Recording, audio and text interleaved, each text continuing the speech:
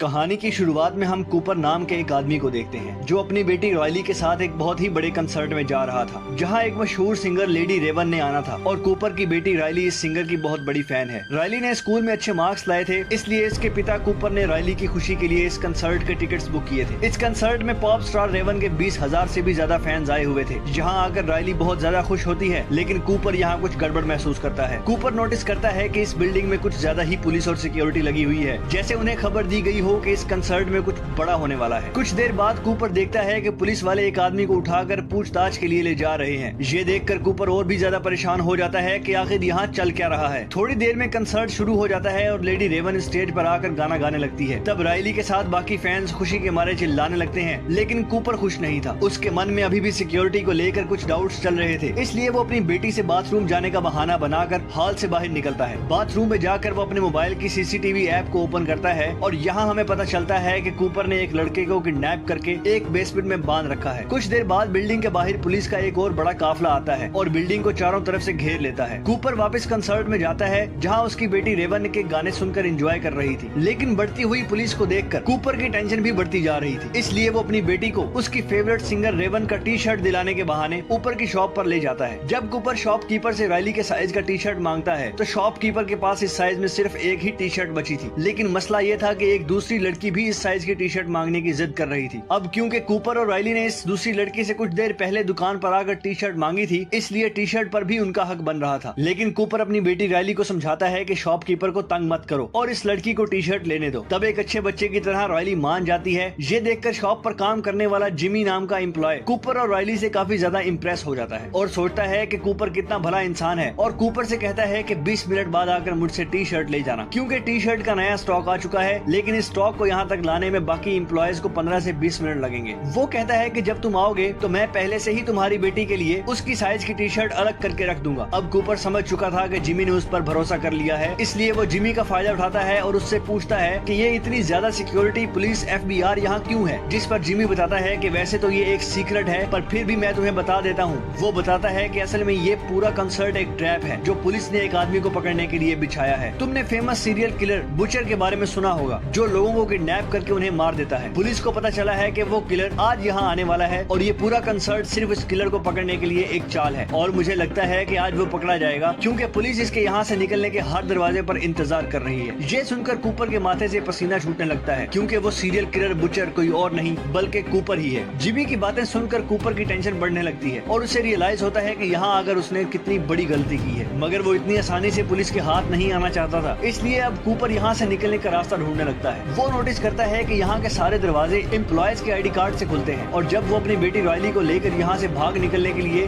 Back exit दरवाजे पर पहुँचता है तो वो देखता है कि गेट पर बहुत सारी पुलिस खड़ी है। ये देखकर वो मायूस हो जाता है और सोचने लगता है कि इस सिक्योरिटी गार्ड्स को गेट से कैसे हटाया जाए। तभी इसे सीढ़ियों में एक लड़की दिखाई देती है, जिसके बाद कूपर सिक्योरिटी गार्ड्स को गेट से हटाने के लिए चुपचाप इस लड़की को धक्का देकर नीचे गिरा देता है, जिससे वो गार्ड्स जल्दी से गेट छोड़कर इस लड़की के पास आ गए और कूपर का प्लान काम कर गया। लेकिन जब कूपर दरवाजे के पास पहुंचता है तो वो देखता है कि दरवाजे के बाहर और भी कई सारे सिक्योरिटी गार्ड्स खड़े हैं, जो बाहर जाने वाले हर एक इंसान की तलाशी और उससे पूछताछ कर रहे हैं। अब अगर कूपर गेट से निकलता तो सिक्योरिटी गार्ड उसे पकड़ लेते, इसलिए वो ना चाहते हुए भी दोबारा से कंसर्ट में आ गया, जहाँ उसकी बेटी तो खूब एंजॉय कर रही थी, लेकिन कूपर परेशानी में डूबा यहाँ से बाहर निकलने का सोच रहा था। कुछ देर बाद अगले गाने के लिए लेडी रेवन अपने एक दोस्त पार्कर को बुलाती है, जो कि स्टेज के नीचे से निकलकर बाहर आता है। अब जिस रास्ते से वो सिंगर निकला था, कूपर वो रास्ता देख लेता है और इस रास्ते को देखकर कूपर के दिमाग में एक आइडिया आता है, जिसके बाद कूपर अब सीधा जिमी के पास आता है और जिमी से कहता है, क्या तुमने मेरी बेटी के लिए टी शर्ट लाया, क्योंकि तुमने खुद ही कहा था कि 20 मिनट बाद आकर मुझसे अपनी बेटी की टी शर्ट ले जाना। जिमी कहता है, अरे सर, मैं अभी ही तुम्हारी बेटी के लिए ऊपर स्टोर में से टी शर्ट लेने जा रहा था, अच्छा हुआ तुम आ गए। कूपर पूछता है कि क्या मैं भी तुम्हारे साथ ऊपर स्टोर रूम में चल सकता हूँ। जिमी मान जाता है, जिसके बाद ये दोनों ऊपर स्टोर रूम की तरफ चलने लगते हैं। स्टोर रूम पहुँचने के बाद जिमी अब कूपर से पूछता है कि वो क्या काम करता है। कूपर बताता है कि वो एक फायर फाइटर है जो लोगों की जान बचाता है। ये सुनकर जिमी कूपर से और भी ज्यादा इम्प्रेस हो जाता है। जब जिमी टी शर्ट का बॉक्स उतार रहा था, तब कूपर चुपके से उसका ID कार्ड चुरा लेता है, जिससे वो बिल्डिंग के किसी भी दरवाजे को खोल सकता था। अब कूपर जिमी से और जानकारी निकालने की कोशिश करता है, इसलिए वो जिमी से पूछता है कि क्या तुम्हें लगता है कि आज वो खतरनाक सीरियल किलर बुचर पकड़ा जाएगा। जिस पर जिमी बताता है कि वो किलर आज जरूर पकड़ा जाएगा, क्योंकि उसके लिए एकदम परफेक्ट ट्रैप बिछाया गया है। वो बताता है कि सभी एम्प्लॉयज को इस ट्रैप के बारे में पता है और इन सब को पुलिस ने अलग अलग सीक्रेट कोड भी दिया हुआ है। अब यहाँ पहले तो कूपर डर जाता है कि कहीं जिमी को उस पर शक ना हो, लेकिन फिर वो मजाक में तरीके से जिमी से पूछ लेता है कि तुम्हारा सीक्रेट कोड क्या है, और जिमी बेवकूफ अपना सीक्रेट कोड कूपर को बता देता है कि मेरा सीक्रेट कोड हैमिल्टन है। इसके बाद जिमी एक टी शर्ट निकाल कर बिना पैसों के कूपर को दे देता है। अब जैसे ही जिमी वहाँ से जाता है तब कूपर अपने काम पर लग जाता है और नीचे बेसमेंट में जाकर जिमी का आईडी कार्ड यूज करके दरवाजा खोलकर एक रूम के अंदर आ जाता है जहाँ पुलिस की एक सीक्रेट मीटिंग चल रही होती है। कूपर ऐसे दिखाता है कि वो एक एम्प्लॉय है और यहाँ कॉफी लेने आया है और किसी भी पुलिस वाले को इस पर शक नहीं होता। अब कूपर काफी के बहाने खड़ा होकर उनकी बातें सुनने लगता है। वो लोग प्लानिंग के मुताबिक बुचर को पकड़ने की बातें कर रहे थे। कूपर भी ज्यादा देर खड़ा नहीं रहता कि कहीं उन्हें उस पर शक न हो जाए, इसलिए वो कॉफी लेकर यहाँ से निकलने लगता है और बहुत ही चालाकी से एक पुलिस रेडियो भी चुरा लेता है ताकि उसे सोल्जर्स की हर एक बात के बारे में पता चलता रहे। इसके बाद कूपर वापस कंसर्ट में आ जाता है और पुलिस रेडियो पर बातें सुनते हुए उसे पता चलता है कि इस पूरे प्लान की लीडर एक बूढ़ी औरत डॉक्टर ग्रैंड है। रेडियो पर वो कुछ और बातें सुनता है जो उसके लिए एक अच्छी खबर थी। असल में किलर कैसा दिखता है ये कोई नहीं जानता, पुलिस को बस इतना पता है कि वो एक आदमी है। कूपर अब अकेले यहाँ से निकलने का सोचता है क्योंकि वो नहीं चाहता कि अपनी बेटी को भी साथ निकालने के चक्कर में कहीं वो पकड़ा न जाए। इसलिए वो अपनी बेटी से कहता है कि मैं फिर से बाहर जा रहा हूँ क्योंकि मैं अपना क्रेडिट कार्ड भूल गया हूँ, और हाँ, अगर तुम गलती से भी कहीं खो गई तो पार्किंग एरिया में आ जाना। जिसके बाद वो निकल पड़ता है और सीढ़ियों पर चढ़ने के बाद रास्ते में उसे एक फायर अलार्म दिखाई देता है और अब वो सोचता है कि क्यों ना मैं ये फायर अलार्म बजा दूं जिससे यहाँ के लोगों में हलचल मच जाएगी और इसी मौके का फायदा उठाते हुए वो भीड़ में छुप कर यहाँ से निकल जाएगा। लेकिन जैसे ही वो फायर अलार्म को बजाने वाला था तभी रेडियो में उसे डॉक्टर ग्रैंड की आवाज आती है जो बोल रही थी कि किलर यहाँ से भागने की कोशिश कर रहा होगा। वो जरूर लोगों को पैनिक करने की कोशिश करेगा, जैसे यहाँ झूठा फोन करके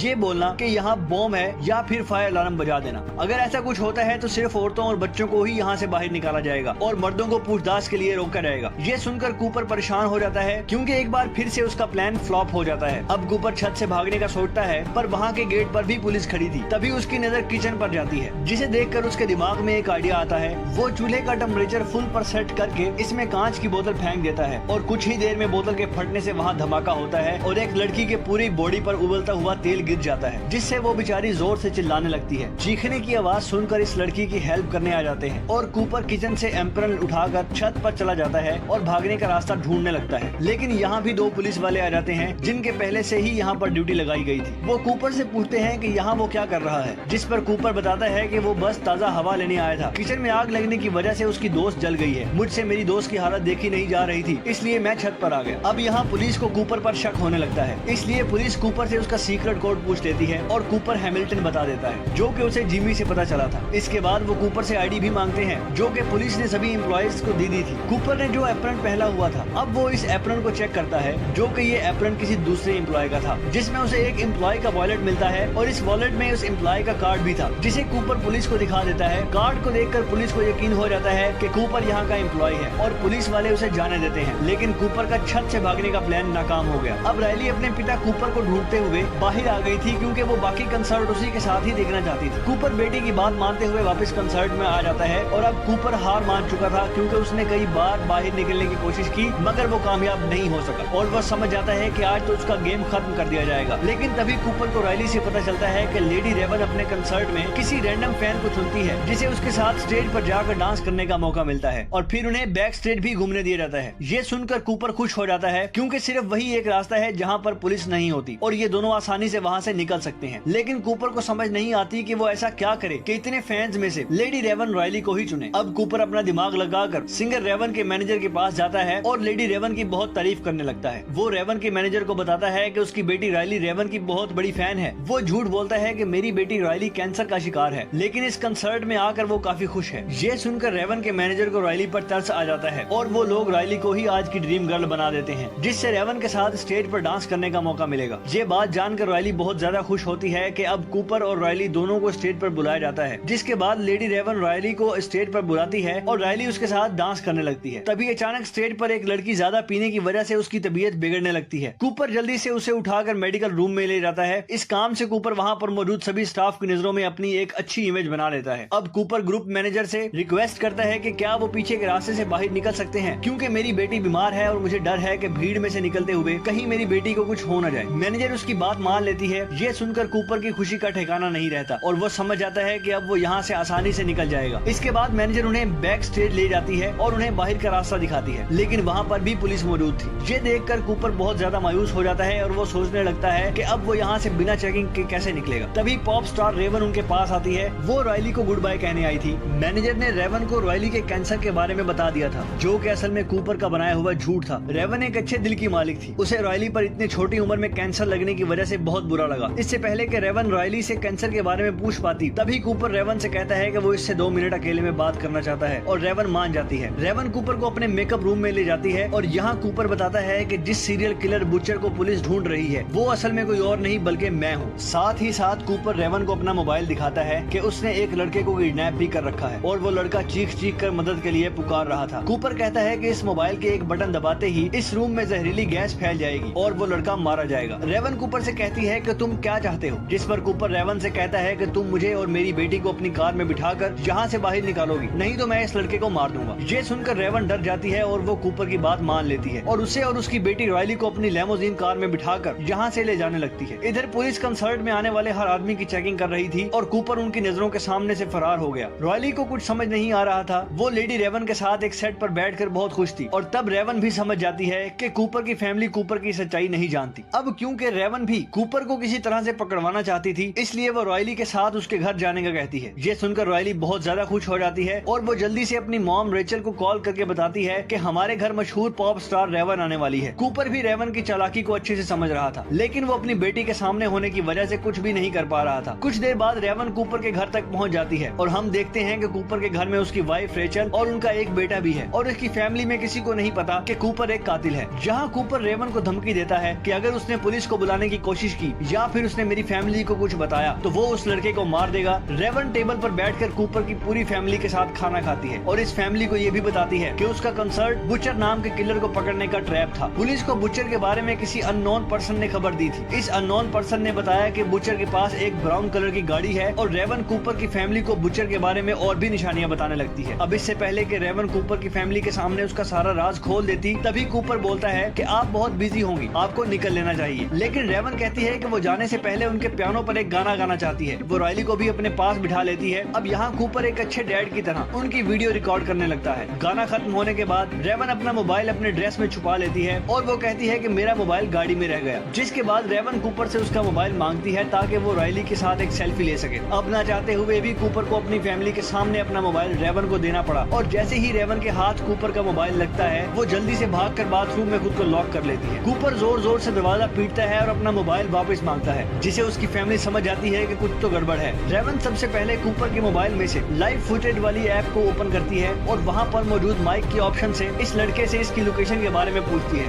वो लड़का बताता है कि मुझे मेरी एग्जैक्ट लोकेशन तो नहीं पता, लेकिन जब मुझे यहाँ लाया जा रहा था तो मैंने घर का ब्लू कलर का गेट नोटिस किया और घर के पास ही मुझे एक टूटी हुई शेर की मूर्ति दिखाई दी। ये बात जानकर रेवन जल्दी से अपने इंस्टाग्राम पर लाइव जाती है और वो अपने फैंस को बोलती है कि एक टूटी शेर की मूर्ति के पास एक घर है जिसका दरवाजा ब्लू कलर का है। अगर किसी ने ऐसी जगह देखी है तो उसका दरवाजा तोड़कर इसमें घुस जाओ और इसकी बेसमेंट में एक लड़का फंसा है, उसे बाहर निकाल लो। लकीली रेवन के कुछ फैंस को इस जगह के बारे में पता होता है और रेवन के वो फैंस उस लड़के को बचाने के लिए निकल पड़ते हैं। इसके बाद रेवन अपने ड्राइवर को मैसेज करती है कि जल्दी से पुलिस को यहाँ बुलाओ। तभी दूसरी चाबी से कूपर लॉक खोलकर अंदर आता है। कूपर ने अपनी पूरी फैमिली को ऊपर के बेडरूम में बंद कर दिया था। वो रेवन से अपना मोबाइल लेता है और देखता है कि जिस लड़के को मैंने बांध कर रखा था उसे कुछ लड़के छुड़ा कर ले गए। ये देखकर कूपर को बहुत गुस्सा आता है। वो रेवन को अपनी कार में बिठाकर यहाँ से भागने लगता है, लेकिन तभी वो देखता है कि सामने उसकी फैमिली खड़ी है। वो लोग खिड़की से बाहर निकले और उनके घर के पास जो पेड़ है इससे नीचे उतर कर आ गए। कूपर को यकीन नहीं होता कि वो इतना स्मार्ट होने के बाद भी ऐसी मिस्टेक कैसे कर बैठा। अब क्योंकि कूपर सच में अपनी फैमिली से बहुत ज्यादा प्यार करता था, इसलिए वो अपनी फैमिली के सामने इस तरह से भागना नहीं चाहता था। तब मौके का फायदा उठाते हुए रेवन कार से बाहर निकली और उसकी फैमिली के पास चली जाती है और कूपर गैराज का दरवाजा बंद करके खुद को घर में लॉक कर देता है। कुछ देर बाद पुलिस भी यहाँ पहुँच जाती है और वो उस घर को चारों तरफ से घेर लेते हैं। तब हम रेवन को देखते हैं जो अपनी कार में जाकर बैठकर घर जाने लगती है, लेकिन तभी एक पुलिस वाला रेवन की कार को रोकता है और रेवन के ड्राइवर से कहता है कि तुम बाहर निकलो, रेवन को उसके घर मैं छोड़ दूंगा, और वो रेवन को लेकर यहाँ से चला जाता है। पुलिस जब घर में घुसती है तो उन्हें कूपर कहीं भी नहीं मिलता। असल में उसके घर के किचन में एक टनल है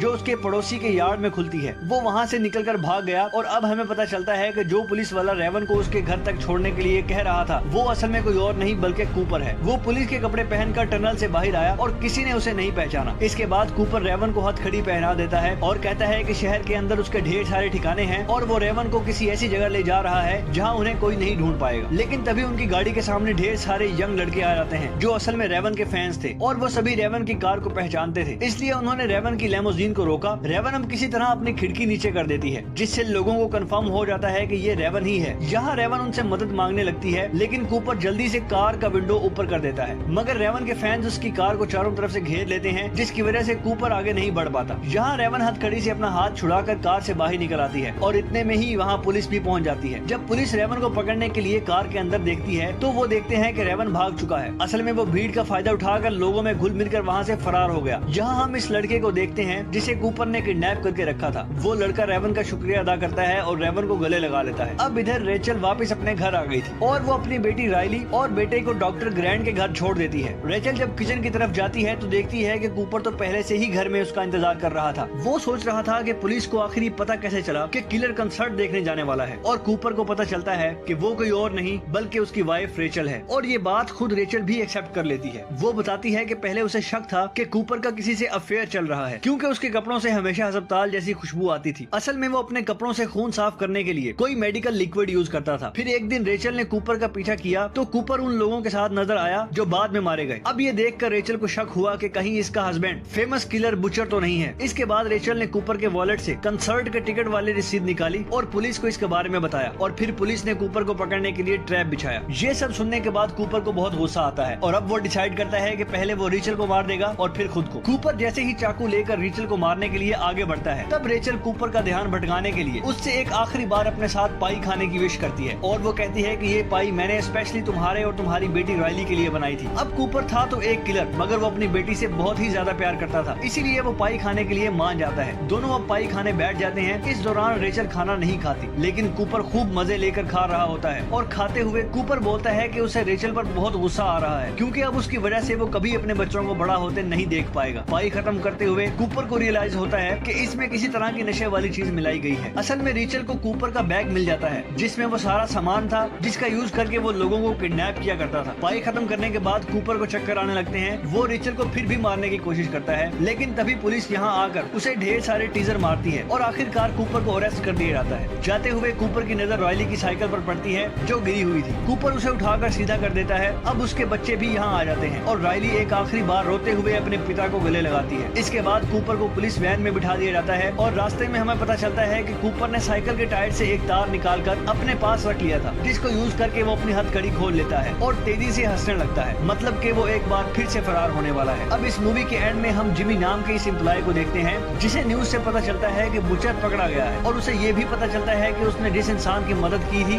वही असल में बुचर था। इसी के साथ ये कहानी खत्म हो जाती है। अगर आपको ये वीडियो अच्छी लगी हो तो हमारे चैनल को सब्सक्राइब करें और वीडियो को लाइक जरूर कीजिएगा।